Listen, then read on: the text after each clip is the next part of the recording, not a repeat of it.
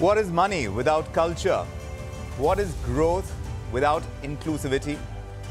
And what are we without a vision for the future? But is there a future that does not learn from the past?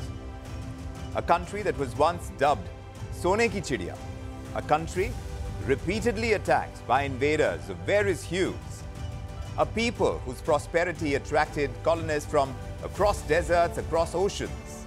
But then, the kind of injustice that is meted out, that does have a shelf life. Now as India enters Amrit Kaal, we have our moonshot. The next 25 years are going to decide our fate as a people for centuries to come. And Finance Minister Nirmala Sitharaman's interim budget in Apolia is exuding the confidence of a government that believes in its ability to perform, to transform and to reform. The government is equally focused on a more comprehensive GDP, that is, governance, development and performance. Our government has provided transparent, accountable, people-centric and prompt, trust-based administration with citizen-first and minimum government, maximum governance approach. The impact of all-round development is discernible in all sectors. There is macroeconomic stability, including in the external sector. Investments are robust. The economy is doing well. People are living better and earning better, with even greater aspirations for future. Average real income of the people has increased by 50%. Inflation is moderate. People are getting empowered, equipped, and enabled to pursue their aspirations. There is effective and timely delivery of programs and of large projects. Now, for years, the Indian economy has depended on FDI, foreign direct investment. What is FDI for the world's fastest growing economy? The Finance Minister has explained this rather eloquently. Promoting investments. The FDI inflow during 2014 to 23 was $596 billion, marking a golden era. That is twice the for encouraging sustained foreign investment.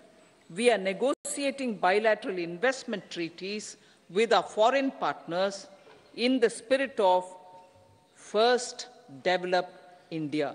FDI is First Develop India. So even as we redefine FDI, 2024 as a year is going to be remembered as the year when Prabhu Ram returned after not 14, but hundreds of years of exile. An occasion that has clearly revitalized a people, given the poorest of the poor hope that their lives will be transformed in Naya Bharat. Ram is justice, Ram is development. Our economic strength has made the country an attractive destination for business and conference tourism. Our middle class also now aspires to travel and explore. Tourism, including spiritual tourism, has tremendous opportunities for local entrepreneurship. States will be encouraged to take up comprehensive development of iconic tourist centers, branding and marketing them at global scale. We need to improve people's capability and empower them. Previously, social justice was mostly a political slogan. For our government, social justice is an effective and necessary governance model. The saturation approach of covering all eligible people is the true and comprehensive achievement of social justice.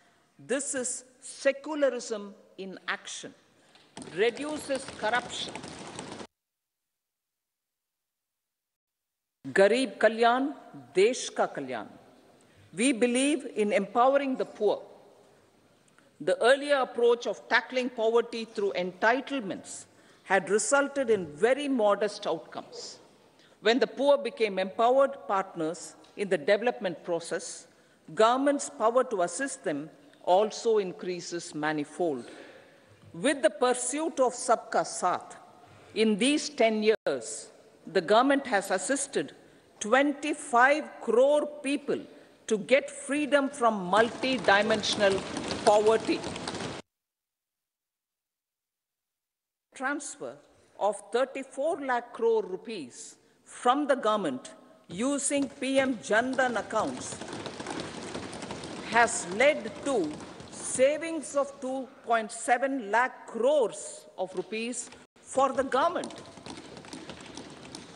This savings has been realized through avoidance of leakages prevalent earlier. The savings have helped in providing more funds for Garib Kalyan. Development for all, that's the mantle. And then, of course, there is the moonshot. Chanda Mama Dur ke, well, not anymore. A rising India successfully landed on the moon, and this happened only last year. Ask yourself, Google it if you must, how many other countries have achieved this kind of feat?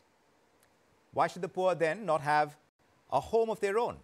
Well, Nirmala Sitharaman had this to say, and she has not forgotten it in the interim budget. As a result, our young country has high aspirations, pride in its present, and hope and confidence for a bright future. We expect that our government, based on its stupendous work, will be blessed again by the people with a resounding mandate. Inclusive development and growth. Our humane and inclusive approach to development is a marked and deliberate departure from the earlier approach of provisioning up to village level.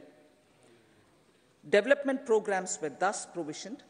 In the last 10 years, however, have targeted each and every household and individual through housing for all, Har Ghar Jal, electricity for all, cooking gas for all, bank accounts and financial services for all in record time.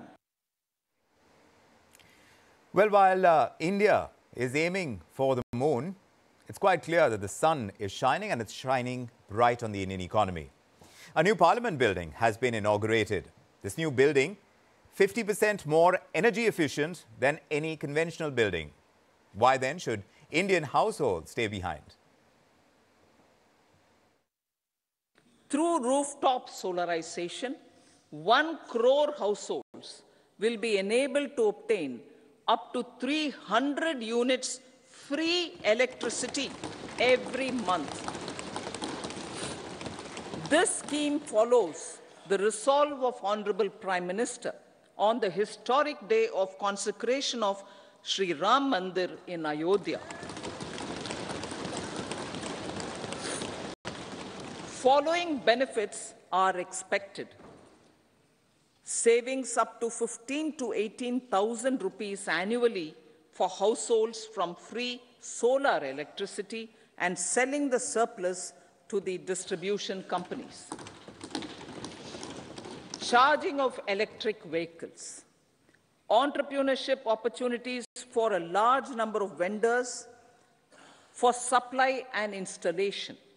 Employment opportunities for the youth with technical skills in manufacturing, installation, and maintenance.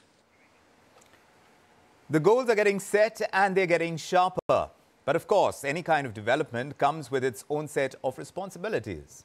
In a world that is ravaged by war and conflict, India has often shown the path of peace. The finance minister only knows too well now that the challenges are before India in this fast-changing, this dynamic world order that we live in.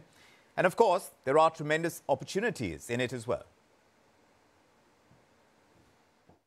Geopolitically, global affairs are becoming more complex and challenging with wars and conflicts.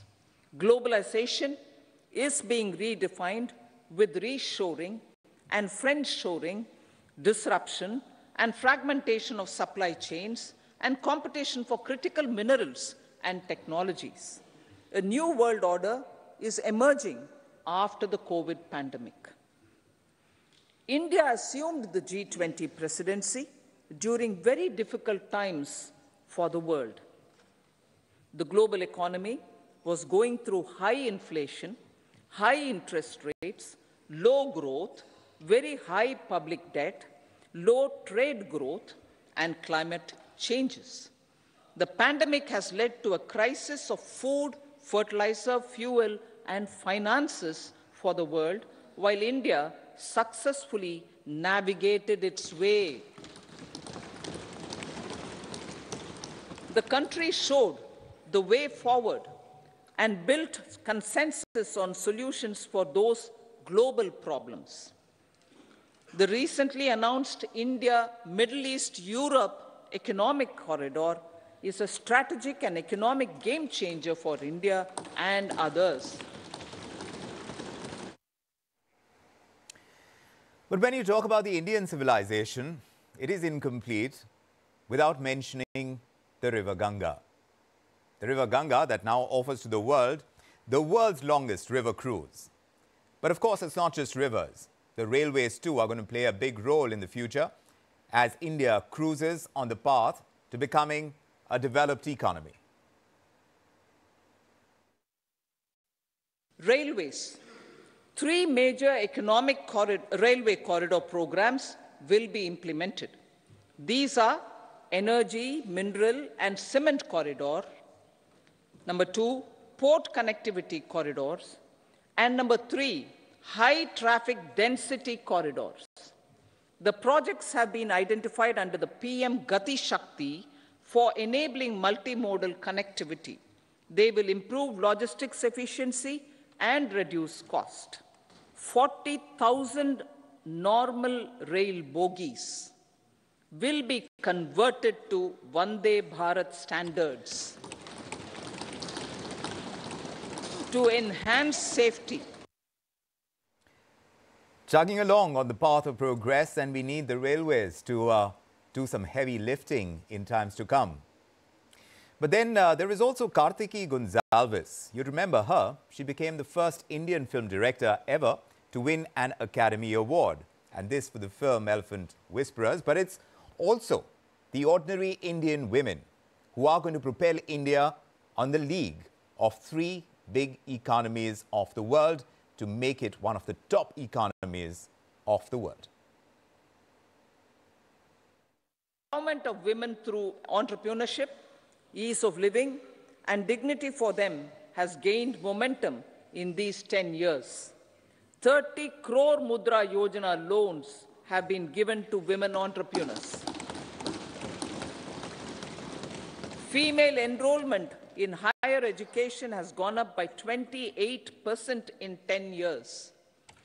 In STEM courses, girls and women constitute 43% of enrollment, one of the highest in the world. All these measures are getting reflected in the increasing participation of women in workforce. Making triple talaq illegal, reservation of 1/3 seats for women in the Lok Sabha and state assemblies, and giving over 70% houses under PM Awas Yojana in rural areas to women, and giving over 70% houses under PM Awas Yojana in rural areas to women as sole or joint owners have enhanced their dignity. Meanwhile, there is discussion and debate. Of course, you heard Infosys co-founder Narayana Murthy, who has been criticized by many when he went ahead and suggested the 70-hour work week. But fortune almost always favors the brave. Growth and prosperity, they demand little sacrifice, doesn't it? Over the last 10 years, the direct tax collections have more than trebled and the return filers swelled 2.4 times. I would like to assure the taxpayers that their contributions have been used wisely for the development of the country and welfare of its people. I appreciate the taxpayers for their continued support. The government has reduced and rationalized tax rates. Under the new tax scheme, there is now no tax liability for taxpayers with income up to 7 lakh rupees, up from 2.2 lakh rupees in the financial year 2013-14. The threshold for presumptive taxation for retail businesses was increased from 2 crores to 3 crores. Similarly, the threshold for professionals eligible for presumptive taxation was increased from 50 lakh rupees to 75 lakh rupees. Also, corporate tax rate was decreased from 30% to 22% for existing domestic companies and to 15%. If you go back in time, when Narendra Modi first became the Prime Minister of the country, he promised a new India. And today, his Finance Minister has renewed that commitment of a Bharat that will march towards a Viksit Bharat. Once again, to be called, to be referred to be celebrated as the Sone Ki Chidiya. With confidence arising from strong and exemplary track record of performance and progress, earning Sabka Vishwas, the next 5 years will be years of unprecedented development and golden moments to realize the dream of developed India by 2047. For encouraging sustained foreign investment, we are negotiating bilateral investment treaties with our foreign partners in the spirit of First Develop India. FDI is First Develop India. Reforms in the states for Viksit Bharat. Many growth and development enabling reforms are needed in the states for realizing the vision of Viksit Bharat.